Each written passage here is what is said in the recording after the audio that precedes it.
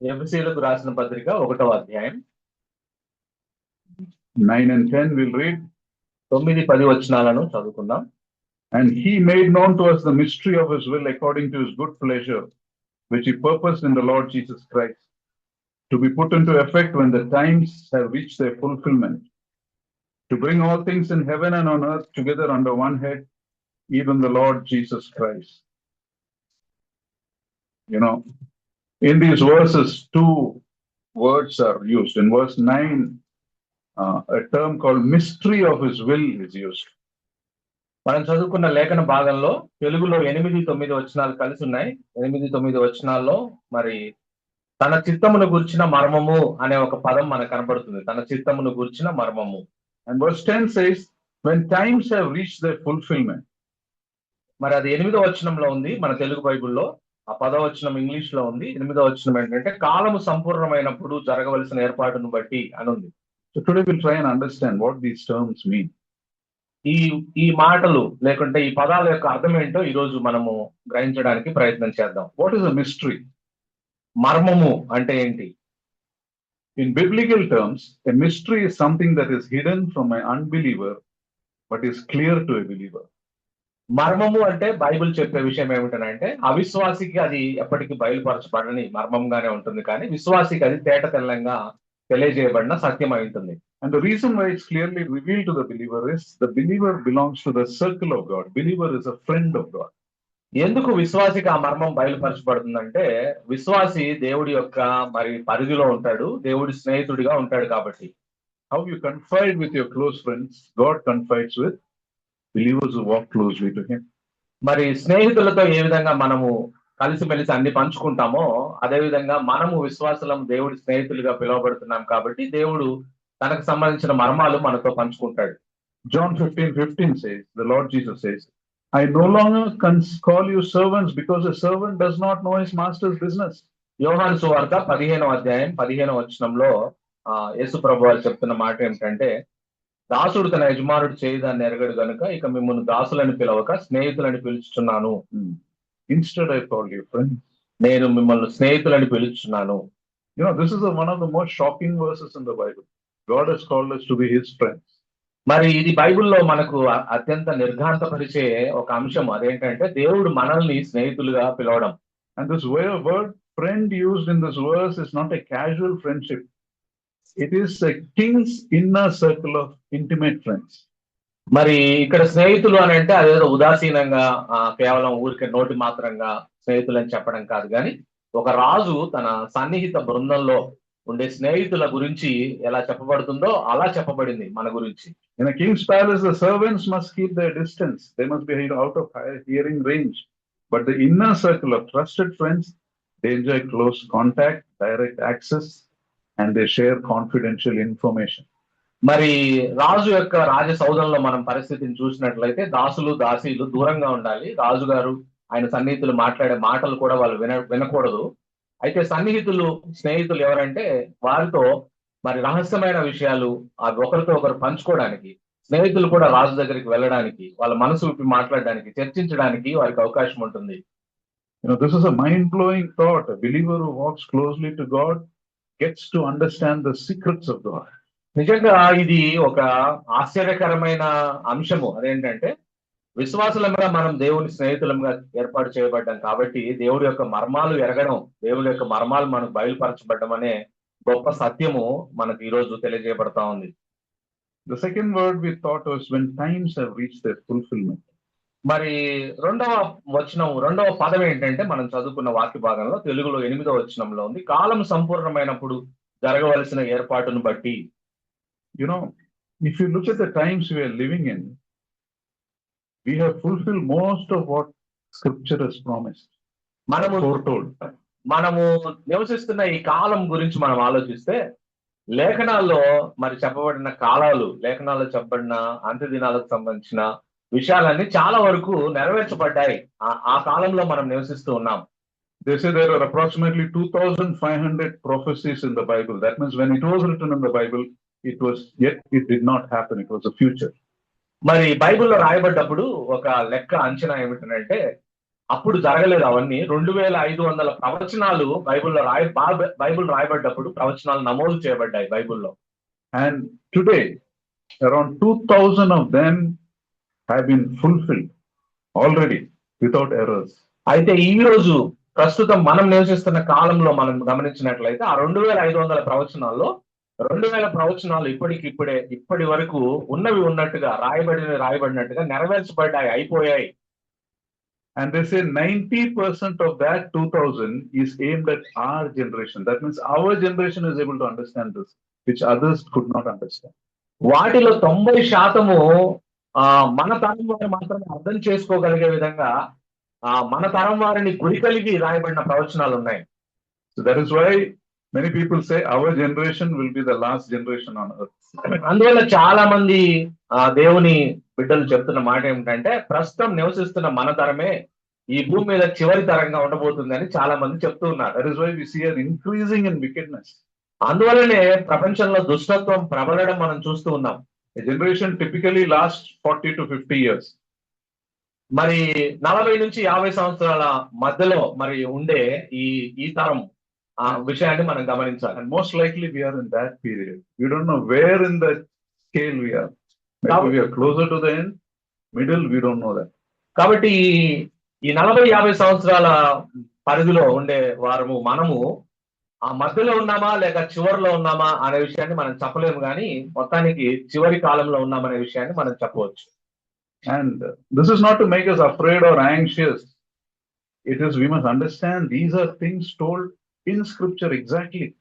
కాబట్టి ఇవేదో మనల్ని భయపించడానికి చెప్పబడుతున్న మాటలు కాదు. బైబిల్లో చెప్పబడినట్టుగా ఉన్నట్టుగా లేఖనాలు నెరవేర్చబడుతున్నాయనే విషయాన్ని మన ఎరుకకు తీసుకురావడమే దీనిలో ఉద్దేశంలో భాగం. For example, let us look at some scripture which matches scripture written thousands of years, but it matches what is happening today. ఉదాహరణకి కొన్ని ప్రవచనాలు మనం చూద్దాం.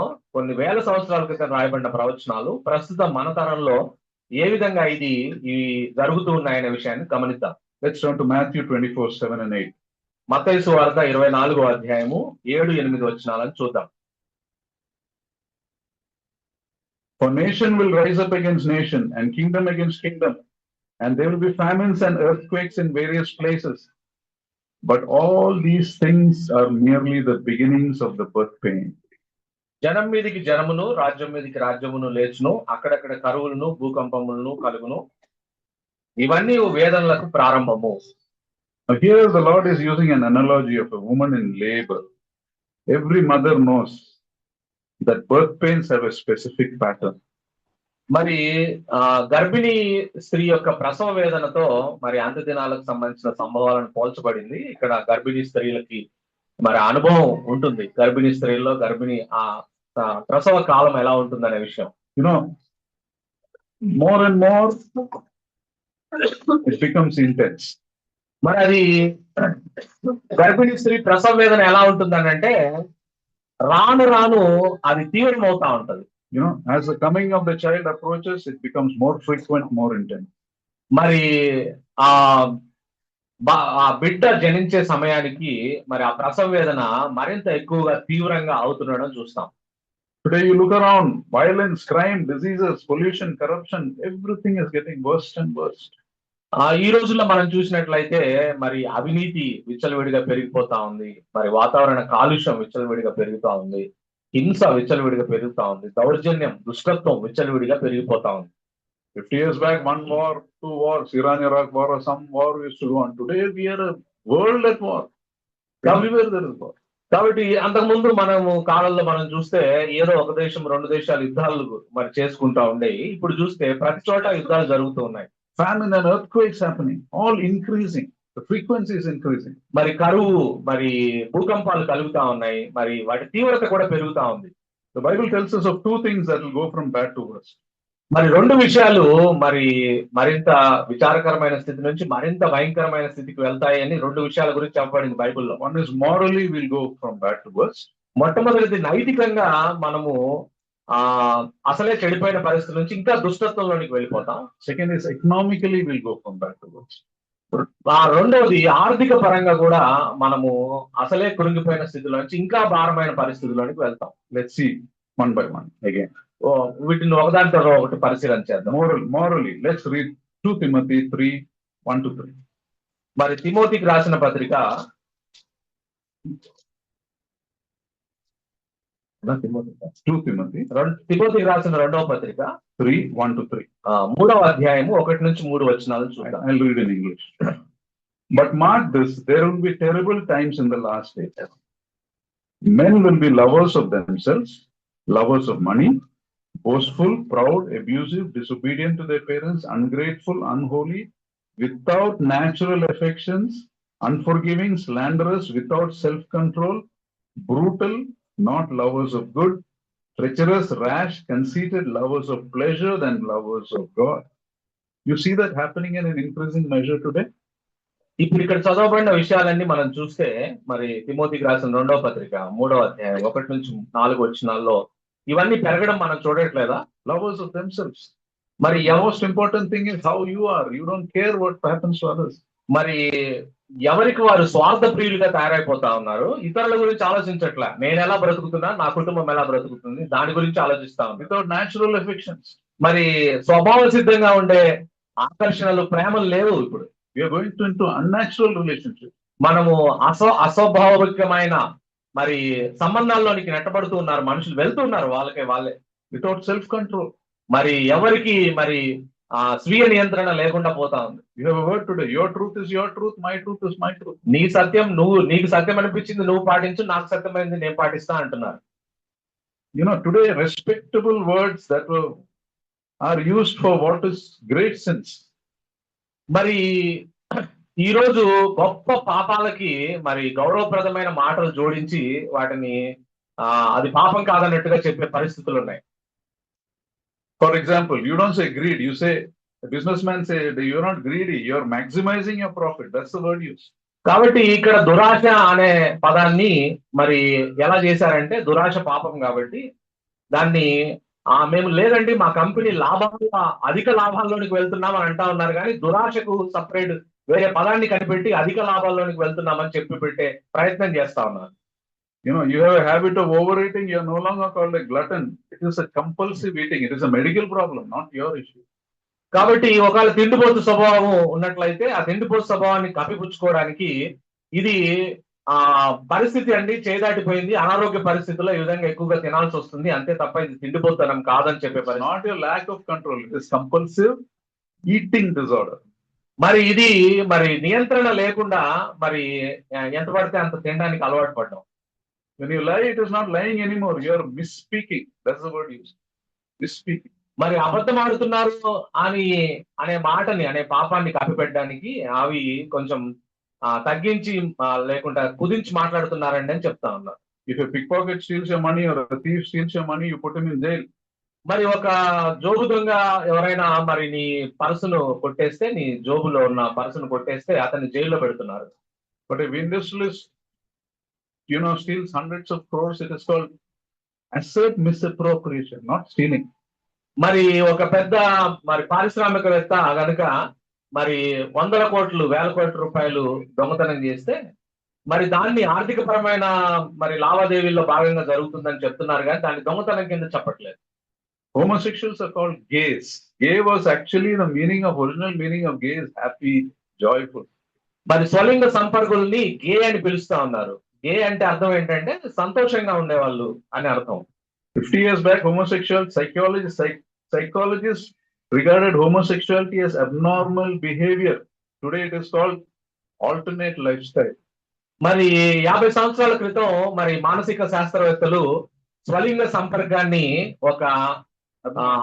ఒక అసాధారణమైన మరి ప్రక్రియ, అసాధారణమైన చర్య అని చెప్తా ఉన్నారు. ఇప్పుడేమో ప్రత్యామ్నాయ మరి చర్యగా దాన్ని చూపించడానికి ప్రయత్నం చేస్తారు. Adultery, that is unfaithfulness in marriage. Today is not called adultery. It is called a relationship between two consenting adults. What's your problem? Nobody gets hurt. మరి వివాహమైన భార్యాభర్తలు వేరే పురుషుడు స్త్రీతోటి మరి అక్రమ సంబంధం కలిగి ఉంటే దాన్ని వ్యభిచారం అని బైబిల్ చెప్తా ఉంది. అయితే ఇప్పుడున్న చట్టము, మన సుప్రీంకోర్టు కూడా మరి చెప్తున్న మాట ఏంటంటే ఇద్దరు వాళ్ళు ఇష్టపూర్వకంగా కలుసుకుంటున్నారు, మీకేంటి నష్టం అని అంటున్నారు. Is it true? Nobody gets hurt. మరి నిజంగా దానివల్ల ఎవరు గాయపరచబడరా? Not just the wife, the whole family, even the children carry the scars through their life. మరి ఆ జీవిత భాగస్వామి మరి ఇబ్బందుల్లోకి వెళ్తారు. చిన్న పిల్లల మీద, హృదయాల మీద చెరగని గాయం ముద్ర వేస్తుంది ఆ విధంగా వ్యభిచారం చేయడం. So that's the first thing. You see the moral decay happen. కాబట్టి ఆ విధంగా మరి నైతిక ప్రవర్తన సమాజంలో మనుషుల నైతిక ప్రవర్తన దిగజారిపోతా ఉంది. అది కనపడతా ఉంది స్పష్టంగా మనకి. The second is the economic mismatch. రెండవది ఆర్థిక పరమైన సమతుల్యత లేకపోవడం. Rich will become richer, the poor will become poorer. ధనవంతుడు ఇంకా ధనికం అయిపోవడం, పేదవాడు ఇంకా పేదవాడిగా అయిపోవడం. Let's see Revelation 6:6. ప్రకటన గ్రంథం 6వ అధ్యాయం 6వ వచనాన్ని చూద్దాం. Then I heard what sounded like a voice among the four living creatures saying, a quart of wheat for a day's wages, 3 quarts of barley for a day's wages, and do not damage the oil and the wine. You know, this verse occurs at the opening of the third seal, but today we are seeing a trend that is happening. మరి ఈ 6వ వచనం 3వ మరి పరిస్థితిలోనికి తీసుకొని అంటే మూడవ ముద్రకు సంబంధించిన మరి పరిస్థితిని మరి తెలియజేస్తా ఉంది. అయితే ఇది ఇప్పుడు జరగడం మనం కొద్దిగా దానిలోనికి మనం వెళ్ళడం మనం చూస్తా ఉన్నాం. A quart of wheat for a day's wages. What does it mean? ఒక దేనారమునకు ఒక సేరు గోధుమలు అంటే దాని అర్థం ఏంటి? Quart of wheat is enough to feed one person for one day. మరి ఒక సేరు గోధుమలు అంటే one person one day feed చేయొచ్చు. ఒక సేరు గోధుమలతోటి ఒక వ్యక్తి ఒక రోజు భోజనం చేయవచ్చు. What does that mean? That means a person has to work the entire day just to buy food for that day. అంటే దాని అర్థం ఏంటంటే ఒక వ్యక్తి ఒక రోజంతా పని చేయాలి తనకు ఒక వ్యక్తికి సంబంధించిన ఆహారం కోసం. No surplus, no savings, no safety net. మరి మిగులు లేదు, మరి అతనికి భద్రత లేదు, భవిష్యత్తు కోసం మరి దాచిపెట్టుకోవడం లేదు. Do not damage the oil and the wine. What does this speak of? మరి ఇక్కడ నూనెను ద్రాక్షారసమును పాడు చేయవద్దు అంటే దాని అర్థం ఏంటి? That means oil and wine stand for those who can afford it, richer people, the rich people. మరి నూనె ద్రాక్షారసము అని అంటే అది ధనవంతులకు సంబంధించింది. That means while the poor struggle to buy bread, the rich will enjoy every luxury available. అంటే దాని అర్థం ఏంటంటే ఒకవైపు ఏమో పేదవాడు మరి తను సంపాదించిన ఒక రోజు జీతాన్ని ఒక రోజు తన ఖర్చులకి తను తినడానికే సరిపోని పరిస్థితులు ఉంటే, మరి ధనవంతుడి విలాసవంతమైన సౌకర్యాలకు ఎటువంటి హాని చేయొద్దు, పాడు చేయొద్దు అని చెప్పబడతా ఉంది. It's probably an artificial scarcity or a controlled famine. మరి ఇది బహుశా మరి పుట్టించిన కరువు కావచ్చు, మరి నియంత్రించబడిన కరువు కావచ్చు వేరే వారి చేత. Increase the prices or make profits, whatever. But the point is, economically also things are going from bad to worse, and you see that today. కాబట్టి ఆ విధంగా ఆర్థిక పరమైన విషయాల్లో కూడా మరి అసలే పతనమైన స్థితిలో నుంచి మరింత పతనమైన స్థితిలోనికి వెళ్తా ఉన్నాం. అది సంభవించడం మనం చూస్తా ఉన్నాం. Now let's see another important sign of the Lord's coming. యేసు ప్రభు రాకడకు సంబంధించిన మరొక సూచనను చూద్దాం. చూడండి, one is things that were not understood before are being understood now. ఇంతకు ముందు మరి అర్థం కాని విషయాలు ఇప్పుడు అర్థం కావడం, అవగాహన చేసుకోవడం. Let us look at some of the verses that people couldn't fully understand, but we can understand today. ఆ రోజుల్లో వారు అర్థం చేసుకోలేనివి మనం ఈ రోజు అర్థం చేసుకోగలిగిన కాలంలో మనం ఉన్న పరిస్థితులు ఏంటో దానికి సంబంధించిన కొన్ని వచనాలను చూద్దాం. In Matthew 24:14, the Lord Jesus says, and the gospel of this kingdom will be preached to all the world for a witness to all nations, and then the end will come. మత్తయి సువార్త 24వ అధ్యాయము 4వ వచనంలో 14వ వచనంలో రాయబడ్డ మాట ఏమిటంటే, మరియు ఈ రాజ్య సువార్త సకల జనములకు సాక్షార్థమై లోకమందంతటను ప్రకటింపబడును, అటు తర్వాత అంతం వచ్చును. Now in the past, people used to send missionaries to go to different far off places to share the gospel. అంతకు ముందు మనం చూస్తే మరి చాలా సువార్త సంస్థలు లేదా సంఘాలు వెళ్ళి సువార్త చెప్పడానికి మిషనరీలను పంపించేవాళ్ళు. Now we have the satellite TV, the internet, and AI translation tools. This needn't be there always. You don't actually have to go everywhere personally. కాబట్టి ఈ రోజు శాటిలైట్ కాలంలో మనం ఉన్నాం, మరి ఇంటర్నెట్ కాలంలో ఉన్నాం, ఏఐ కాలంలో ఉన్నాం. మనము ఒక వ్యక్తికి సువార్త చెప్పడానికి మనం అక్కడికి వెళ్లాల్సిన అవసరం లేదు, ఆ వ్యక్తి దగ్గరికి వెళ్లాల్సిన అవసరం లేదు. This is coming true. It is already happening. కాబట్టి రాజ్య సువార్త సకల జనులకు సాక్షార్థమై లోకమందంతటా ప్రకటించబడుతుంది అనేది ఇప్పుడు జరుగుతుంది. ఆ సంభవంలో ఆ కాలంలో మనం ఉన్నాం. Let's look at Luke 21:11. Another. లూకా సువార్త 21వ అధ్యాయం 11వ వచనం మరొక విషయాన్ని చూద్దాం. There will be great earthquakes, famines and pestilence in various places, fearful events and great signs from heaven. అక్కడక్కడ గొప్ప భూకంపములు కలుగును, తెగుళ్ళను కరువులను తటస్థించును, ఆకాశము నుండి మహా భయోత్పాతములను గొప్ప సూచనలను పుట్టును. You see, plagues always existed, but there is something different in today's plagues. మరి తెగుళ్ళు అనేవి ఎప్పుడు ఉన్నాయి, కానీ ఈ రోజుల్లో వచ్చే తెగుళ్ళలో కొంచెం వ్యత్యాసం ఉంది, మనం గమనించవచ్చు. For example, one of the most deadliest plague was called the Black Death that happened in the mid 14th century. మరి అన్నిటికంటే గొప్ప తెగులుగా భావించేది 14వ శతాబ్దం మధ్య కాలంలో వచ్చింది. దాన్ని నల్ల తెగులు అని చెప్తారు. You know, approximately 1/3 or nearly half of Europe was wiped out because of that. మరి సగము ఐరోపా ఖండంలోంచి మరి ప్రజలు చనిపోయారు ఆ నల్ల తెగులు వచ్చినప్పుడు. It originated from Asia, but to come to Europe it took several years. మరి అది ఆసియాలో ప్రారంభమైంది, యూరోప్ కి రావడానికి, ఐరోపాకి రావడానికి చాలా సంవత్సరాలు పట్టింది దానికి. This is how today's plagues are different. Today one virus can travel from a village to a major capital in the world in less than 24 hours. కాబట్టి ఆ రోజుల్లో మరి ఆ నల్ల తెగులు రావడానికి, ఆసియా నుంచి ఐరోపా రావడానికి సంవత్సరాలు పట్టింది. ఈ రోజుల్లో అయితే ఒక గ్రామంలో మొదలైన ఒక తెగులు కొన్ని సెకండ్ల కాలంలో లేదా కొంతకాలంలోనే వెంటనే మరి పట్టణం యొక్క నడిబొడ్డుకి మరి కేంద్రాలకు వెళ్ళగలుగుతుంది, దేశాల కేంద్రాలకు వెళ్ళగలుగుతుంది. You know, global pandemic happened because someone started some. That COVID was an example of that. It was a global pandemic. COVID come in stages. మరి కోవిడ్ కూడా అదే కదా, మరి అది ప్రపంచమంతా కదిలించి పడేసింది. ఒక్క చోట ప్రారంభమైంది, ఒక చోట ఎవరో ఏదో చేసిన పరిస్థితుల్లోంచి ప్రపంచమంతా మరి ఆ వైరస్ వ్యాప్తి చెందింది. You know, different places will get affected simultaneously. That's the difference. మరి అటువంటి మరి తెగుళ్ళు వచ్చే కాలంలో మనం నివసిస్తా ఉన్నాం. Similarly, in the past, wars were regional. If two countries fight, Iran or Iraq, they would be affected most. But today, everyone gets affected in a war. ఆ రోజుల్లో ఇరాన్ ఇరాక్ మధ్య యుద్ధం మనకు తెలుసు, పాత కాలంలో ఆ విధంగా జరుగుతూ ఉండేది. ఆ రెండు దేశాలే వాటి మీద ప్రభావం చూపించేది. అయితే ఇప్పుడు ఏ రెండు దేశాలు యుద్ధం చేస్తున్నా కూడా ప్రపంచంలోని మిగతా దేశాల మీద కూడా దాని ప్రభావం కనపడతా ఉంది. War in the Middle East will affect the petrol prices here. మరి అక్కడ మరి అరబ్ దేశాల్లో మరి యుద్ధం జరుగుతా ఉంటే మనకు హైదరాబాద్ లో పెట్రోల్ పెరుగుతా ఉంది. The banking collapse somewhere in New York will affect the markets in Tokyo. మరి ఎక్కడో న్యూయార్క్ లో మరి ఆ బ్యాంకుకి సంబంధించిన విషయాల్లో అవకతవకలు జరిగితే మరి టోక్యోలో మరి జపాన్ లో మరి అది ప్రభావం చూపిస్తా ఉంది. If USA increases its tariffs, people in India will lose their job. మరి అమెరికా దేశంలో మరి అన్ని దానికి సంబంధించిన రుసుములు పెంచితే మరి భారతదేశానికి సంబంధించిన వాళ్ళు ఉద్యోగాలు ఇబ్బంది పడతా ఉన్నారు. We got so interconnected. If anyone gets affected, we get affected because of somebody else's fault. కాబట్టి ఎవరో చేసిన తప్పిదానికి ఎక్కడో ఉన్న వాళ్ళు మరి బాధ్యత వహించాల్సిన, మరి ఆ ప్రభావం చూపించాల్సిన పరిస్థితుల్లో మనం ఉంటూ ఉన్నాం. Let's see Revelation, another sign. Let's see Revelation 11. ప్రకటన గ్రంథం 11వ అధ్యాయం 9 to 11. I'm not reading it, but it is about the 2 witnesses killed in Jerusalem, where people from every tribe, language and nations will look upon their bodies. మరి ప్రకటన గ్రంథం 11 9 to 10. ప్రకటన గ్రంథం 11వ అధ్యాయము 9-10 వచనాల్లో 2 సాక్షులు మరి చంపబడ్డం, ప్రపంచమంతా దాన్ని చూడడం అనే విషయం అక్కడ రాయబడింది. Nearly 2000 years people didn't understand how can every tribe, every person watch this. 2 సాక్షులు యెరూషలేములో చంపబడితే ఎలా చూస్తారు? 2000 సంవత్సరాల క్రితం ఈ ప్రవచనం రాయబడ్డప్పుడు ఎలా చూడగలరని అనుకుని ఉండొచ్చు అందరూ. 2 సాక్షులు యెరూషలేములో చంపబడతారు. Today we are 24/7 live streaming.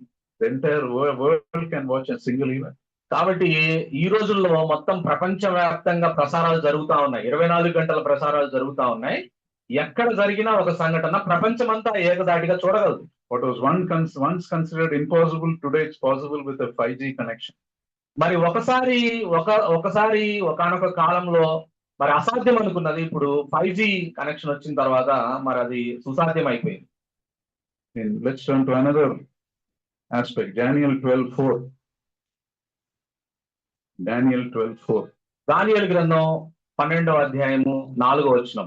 Here the prophet is told to seal his book till the end of time, and then it says, many shall run to and fro and knowledge will be increased. మరి ఇక్కడ రాయబడ్డ మాట ఏమిటంటే, దానియేలు నీవు ఈ మాటలను మరుగు చేసి అంత్యకాలం వరకు ఆ గ్రంథమును ముద్రింపుము, చాలా మంది నలుదిశలా సంచరించినందున తెలివి అధికమగును అని రాయబడింది. Two things, run to and fro, it is talking about travel. మరి ఇటు అటు మాటలు వెళ్ళడం, నలుదిశలా సంచరించడం అనేది మరి అది ప్రయాణానికి సంబంధించిన మాట. For most of human history, travel meant either a horse or a donkey or a ship, or you go by walk. That was the way you travel. అంతకు ముందు మరి ప్రయాణం చేసినప్పుడు పూర్వకాలంలో గుర్రం మీదైనా, గాడిద మీదైనా, మరి ఏదైనా ఓడ మీదైనా, మరి నడిచైనా ప్రయాణం చేసేవారు అంతే. అంతకు ముందు రోజుల్లో ప్రయాణం చేసినప్పుడు. Today with the jets and the planes, millions can travel round the world. అయితే ఈ రోజు వచ్చిన విమానాలు, ఈ సాంకేతిక అభివృద్ధి చెందిన కారణంగా, విమానాల కారణంగా లక్షలాది మంది ప్రయాణికులు అటు ఇటు ప్రయాణం చేస్తానే ఉన్నారు నిత్యం.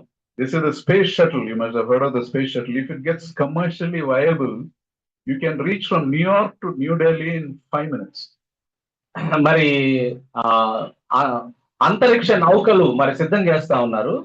అంతరిక్ష నౌక గనక సిద్ధమైతే ఒకసారి దాంట్లో నువ్వు ఎలా ప్రయాణం చేయగలవు అంటే, న్యూయార్క్ నుంచి న్యూఢిల్లీకి 5 నిమిషాల్లో రాగలవు. Many will come and run to and fro. It is literally being fulfilled today. మరి నలుదిశలా సంచరించడం అనేది ఇక్కడ రాయబడ్డది మరి అక్షరార్థం ఇది నెరవేర్చబడతాం. 90% of the prophecies are we can understand. We are at that stage. That is why the Bible says this can be the last generation. Not the Bible scholars say. మరి 90% మరి బైబిల్లో రాయబడిన ప్రవచనాలు ఇప్పుడు మనకి ఇవన్నీ అర్థమవుతా ఉన్నాయి అప్పుడు రాయబడినప్పుడు కంటే. అందువల్ల మనము మరి అంత్య దినాల్లో ఉన్నాం, సమీపంగా ఉన్నాం అనే విషయాన్ని మనం గుర్తు చేసుకోవచ్చు. And what about the knowledge mentioned in this? ఇక్కడ మరి తెలివి అధికమగును అని రాయబడింది కదా, మరి దాని సంగతి ఏంటి? Knowledge shall be increased. What does it talk? It is talking of a knowledge explosion that is going to happen. It is happening right now. మరి జ్ఞాన విస్ఫోటనం జరుగుతుంది, దాని గురించి ఇక్కడ రాయబడింది. You know, they say human knowledge used to double once in every few centuries in the past. The knowledge used to double once in few centuries.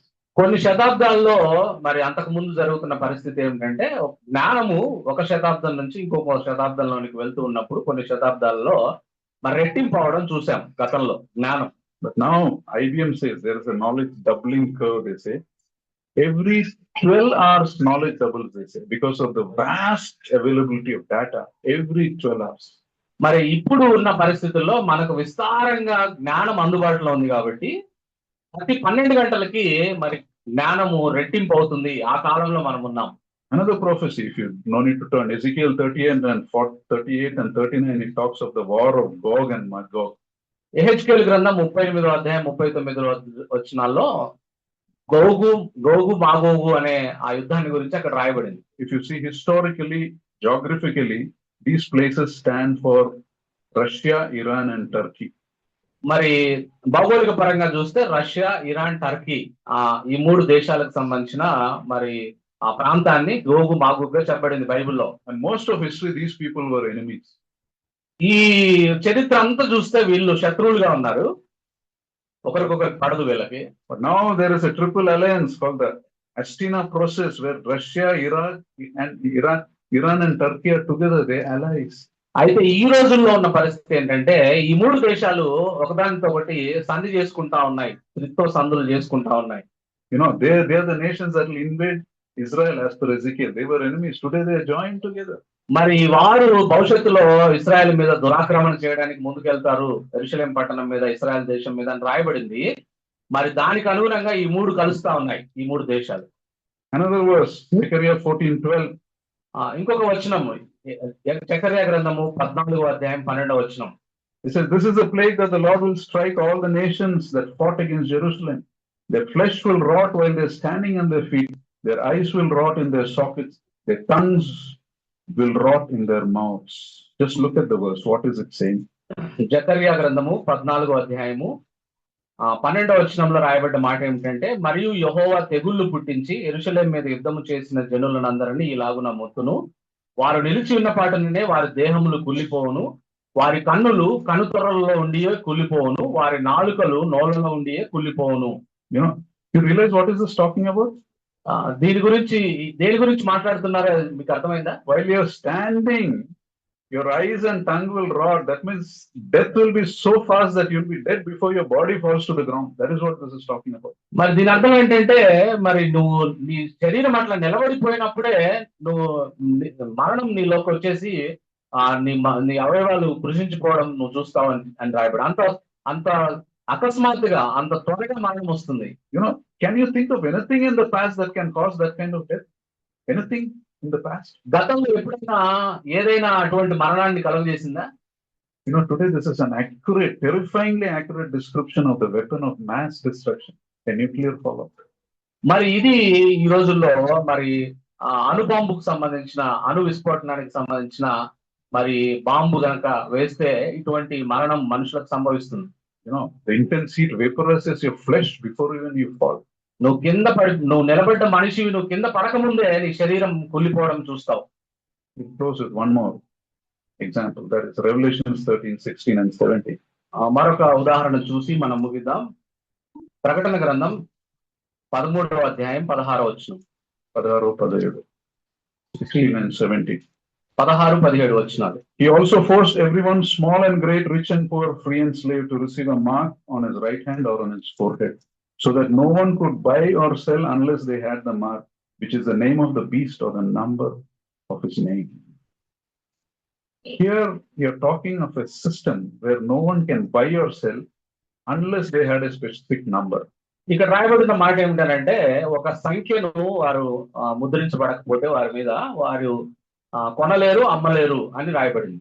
Now, in the past history, nobody could understand this. How you can buy a piece of bread? How you can monitor everybody, even buying a piece of bread, you couldn't understand. మరి ఒక bread ఒక చోటుకి వెళ్ళి ఒక రొట్టెను కొనుక్కునేటప్పుడు దాన్ని ఎలా మనం నియంత్రించగలం, దాన్ని ఎలా చూడగలం, దాన్ని ఎలా మనం దాన్ని ఎలా కొనగలము అనే విషయాన్ని మరి అది దాన్ని ఆశ్చర్యంగా కలిగించేది అంతకు ముందు. But today, you live in a cashless society. Amazon, you book, he will bring it to your home, you pay online, over.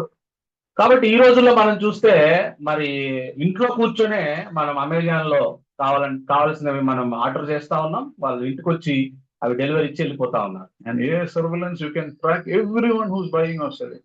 కాబట్టి ఇప్పుడున్న AI టెక్నాలజీ ద్వారా ఎవరు ఏమి కొంటున్నారు ఈ ప్రపంచంలో అనేది మొత్తం తెలిసిపోతుంది. One side, you don't need money in your pocket. On the other side, with one touch, your account can be frozen. You can never withdraw from your account once it's frozen.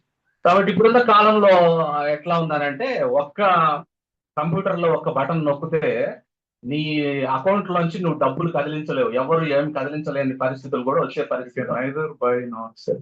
నువ్వు కొనలేవు అమ్మలేవు. With modern technology, many of the impossible things that people thought the Bible is talking impossible things are 100% possibilities today. మరి బైబిల్లో మనం ప్రస్తుత కాలాన్ని మనం గమనించినట్లయితే అసాధ్యం అనుకున్నవి ఇప్పుడు సాధ్యపరచబడిన కాలంలో అన్ని నెరవేర్చబడుతున్న కాలంలో మనం ఉంటున్నాం. They say today artificial intelligence will lead us to the final understanding of the book of Revelations. మరి ఆర్టిఫిషియల్ ఇంటెలిజెన్స్ అనే దాని ద్వారా AI ద్వారా మరి ఇప్పుడు ప్రకటన గ్రంథంలో రాయబడ్డ విషయాలన్నీ సమగ్రంగా అర్థం చేసుకోవడానికి అది దోహదపడుతుందని చెప్తా ఉన్నారు. Remaining mysteries will be understood through AI.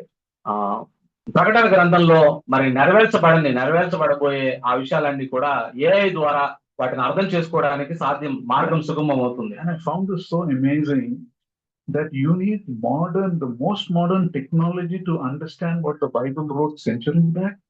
మరి నాకు ఎంత ఆశ్చర్యం కలిగించేది ఏంటంటే మరి కొన్ని శతాబ్దాల క్రితం రాయబడిన బైబిల్లోని మర్మాలు నువ్వు అర్థం చేసుకోవడానికి మరి ఈ ఆధునిక సాంకేతిక పరిజ్ఞానం ఎలా ఉపయోగపడుతుంది అనే విషయం నాకు ఆశ్చర్యాన్ని కలిగిస్తుంది. The philosophers of the past said, as modern society becomes modern, the Bible will become irrelevant. గతంలో ఉన్న తత్వవేత్తలు ఏం చెప్పారంటే సాంకేతిక పరిజ్ఞానం పెరిగే కొద్దీ బైబిల్ మరి పక్కన పెట్టేస్తారు, బైబిల్ పాత పుస్తకం అయిపోతుందని చెప్పారు. Voltaire, a philosopher of the 18th century, he said the Bible is fading away. Soon, if you want to read the Bible, you will have to go to the museum, he said. Walter అని ఆయన చెప్పిన మాట ఏంటంటే Bible గతించిపోయిందండి, పాతకాలం అయిపోయింది Bible, దాన్ని మీరు ఒకవేళ చదవాలి అని అంటే మీరు మ్యూజియం లో పోయి చూడాలి, బైబిల్ కనపడదు ఎవరి దగ్గర అని చెప్పాడు ఆయన. Today, in the last 300 years, Bible is still today the largest selling book in the world. మరి ఈ రోజు మరి గత 300 సంవత్సరాలు చూస్తే ప్రపంచంలో అత్యధికంగా అమ్ముడుపోయే పుస్తకం బైబిలే, మరొక పుస్తకం కాదు. And Voltaire, 60 years after his death, the Evangelical Society of Geneva started publishing Bible in Voltaire's own house. They brought that house for Bible publishing. మరి ఈవాంజలికల్ సొసైటీ జెనీవా వాళ్ళు వాల్టర్ ఏమో చెప్పి ఆ మాటలు చనిపోయాడు. ఆయన చనిపోయిన తర్వాత ఆయన ఇంటిని వీళ్ళు కొని అక్కడ బైబిల్ పెడతా ఉన్నారు, బైబిల్ ముద్రిస్తా ఉన్నారు. They use Voltaire's own printing press they use for publishing Bibles. Walter యొక్క సొంత మరి ప్రచురణ యంత్రాన్ని ఉపయోగించి బైబిల్లను ముద్రింపజేశాడు దేవుడు. You see, with the advancement of technology, the Bible is becoming more clear. The wisdom of Scripture is becoming even more clear. కాబట్టి మరి Bible అత్యాధునిక సాంకేతిక పరిజ్ఞానం వస్తే బైబిల్ వెనకబడిపోవడం కాదు, అత్యాధిక సాంకేతిక పరిజ్ఞానం బైబిల్ని దృఢపరుస్తుంది, రుజువుపరుస్తుంది, బైబిల్లో ఉన్న సత్యాలను నిజమని మనకు తెలియజేస్తా ఉంది. That is why the Bible is called the living word of God. అందువల్లనే బైబిల్ని సజీవమైన దేవుని వాక్యం అని చెప్పబడింది. It is alive. It is more relevant than your morning newspaper. కాబట్టి ఇది మన అనుదిన దైనందిన పత్రిక కంటే చాలా మనకి ప్రాముఖ్యమైన విషయంగా బైబిల్ మనకు కనబడతా ఉంది. In the past, there were many famous philosophers like Plato, Socrates, Shakespeare. మరి షేక్స్పియర్, ప్లాటో, మరి ఇట్లాంటి మరి తత్వవేత్తలు చాలా మంది ఉన్నారు, సోక్రటీస్ లాంటి వాళ్ళు. But today, nobody reads a daily devotion written by Shakespeare, right? Nobody reads. మరి ఈ రోజు షేక్స్పియర్ రాసిన మన అనుదిన ధ్యాన మాలికను ఎవరు చదవట్లేదు. Because it's not relevant. ఎందుకంటే మరి ఆ రోజుల్లో ఆయనకు అర్థమైంది, ఆయన రాసినాడు. ఈ రోజు అది దేనికి పనికిరాదు. The Bible is completely irrelevant today. అయితే బైబిల్ ఈ రోజు మనకి ఆచరణ యోగ్యమైంది, ఆమోద యోగ్యమైంది, అనుసరణీయమైంది. ఈ రోజు Janice was yesterday, she communicates with a friend who's coming to know the Bible, and she sends her verses. Yesterday's verse she read and tears came into her eyes. See, this is God speaking to me, what I'm going through. కాబట్టి మరి జానసక్క నిన్న తనకు తెలిసిన వాళ్ళకి దేవుని వాక్యం మరి పంపిస్తూ ఉన్నప్పుడు మరి కన్నీరు కార్చడం జరిగింది. ఎందుకంటే ఇది ప్రస్తుత నా పరిస్థితిని గురించి మాట్లాడుతుంది, ప్రస్తుత నా పరిస్థితిని గురించి ఈ రోజు ఈ వాక్యం మాట్లాడుతుంది. How is it possible? ఎలా సాధ్యం అది? So the Bible is a living word of God. It's alive. ఎందుకు మనం ఆ విధంగా కన్నీరు కారుస్తున్నామని అంటే దానికి కారణం ఏంటంటే ఈ రోజుకి అది సజీవమైన వాక్యంగా ఉంది, మన జీవితాల్లో పనిచేస్తా ఉంది వాక్యం, దేవుని వాక్యం. Coming back to a point, things that were not understood for centuries are being understood in our generation. కాబట్టి శతాబ్దాల క్రితం అర్థం కాని విషయాలు ఇప్పుడు బైబిల్లో రాయబడిన ప్రవచనాలు ఇప్పుడు మనం అర్థం చేసుకోగలుగుతున్నాం. అటువంటి కాలాల్లో మనం ఉన్నాం. Like we said, these are not to frighten us, but a warning to live serious lives. కాబట్టి ఇది మనల్ని భయపించడానికి కాదు, కానీ ఒక హెచ్చరిక, మనం బహు జాగ్రత్తగా మన క్రైస్తవ జీవితాన్ని జీవించాలని చెప్పడం. We are not called to be fearful, we are called to be watchful. మనము మీరు భయపడుతూ బతకండి అని చెప్పట్లేదు, మెలకువగా ఉండి మీరు బ్రతకండి అని బైబిల్లో రాయబడింది. And out of the 500 remaining prophecies, many the fulfillment has already started. మరి మిగతా 500 ప్రవచనాలు నెరవేర్చబడవలసిన ఏవైతే ఉన్నాయో వాటి నెరవేర్పు ప్రక్రియ ప్రారంభమైంది. The question is, will not it come true also? మరి అవి కూడా మరి 2000 ప్రవచనాలు నెరవేర్చబడ్డప్పుడు 500 ప్రవచనాలు నెరవేర్చబడవా? Why is it told to us? ఎందుకు మనకు చెప్పబడ్డాయి అవి? So that we can believe without a shadow of doubt. See how much God cares for us. మరి ఒక్క అణువు కూడా, అనుమాత్రం కూడా మనము అనుమానం లేకుండా మనం దేవుని వాక్యాన్ని, దేవుని విశ్వసించడానికే ఇవన్నీ నెరవేర్చబడతా ఉన్నాయి మన ముందు. So that we may be prepared. అందువల్ల మనం సిద్ధపడి ఉండాలని. Today things are happening in the world in a haphazard way. Things are going from bad to worse, but we must remember the world is preparing for the coming of the Lord Jesus Christ. కాబట్టి ఈ లోకంలో మరి ప్రభు అంటే జ్ఞానం లేకుండా, భయం లేకుండా ఇష్టానుసారంగా జీవిస్తూ ఉండవచ్చు. అయితే ఈ లోకపు అంతానికి ఇవన్నీ మరి కలిసి జరుగుతా ఉన్నాయి, సంభవాలు జరుగుతా ఉన్నాయి అనే విషయాన్ని గుర్తించాలి. God has a perfect plan and is working out perfectly. దేవుడికి ఒక పరిపూర్ణమైన ప్రణాళిక ఉంది. దాన్ని ఆయన ఒక ఖచ్చితమైన దాంతో ఆ ప్రణాళికను మరి సఫలం చేస్తా ఉన్నాడు. Today, a believer who walks closely with God can clearly understand this. It is not a mystery for him. It is clear to him. కాబట్టి భవిష్యత్ సంభవాలు విశ్వాసికి మర్మాలు ఎంత మాత్రం కాదు. ఎందుకంటే దేవునికి దగ్గరగా జీవిస్తా అన్నాడు కాబట్టి, దేవుని స్నేహితుడు కాబట్టి అవన్నీ అతను అర్థం చేసుకుని ముందుకు వెళ్తా ఉంటాడు. The believer clearly understands that he or she is living in a doomed planet. మరి విశ్వాసి అర్థం చేసుకుంటాడు, ఎందుకనంటే ఒక మునిగిపోయే భూమి మీద, మునిగిపోయే లోకంలో మనం జీవిస్తా ఉన్నాం. And he also understands that he is not doomed. He is saved by God's grace. అంత మాత్రమే కాదు, లోకం మునిగిపోతుంది కానీ విశ్వాసి మునిగిపోడు, విశ్వాసి దేవుని హస్తాల్లో భద్రంగా ఉన్నాడు అనే విషయం అర్థం చేసుకుంది. And this understanding changes our priorities. ఈ విధమైన అవగాహన మన ప్రాధాన్యతలను మార్చాలి. And such a person lives prepared lives.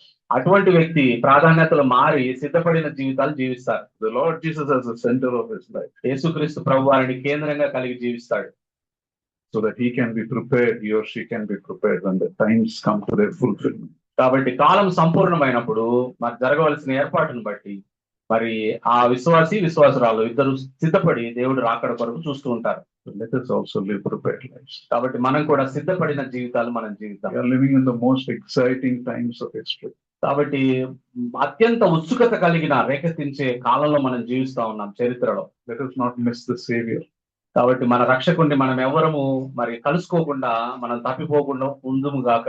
Like the Pharisees, they had all the knowledge but they missed the Savior because they are afraid of their position.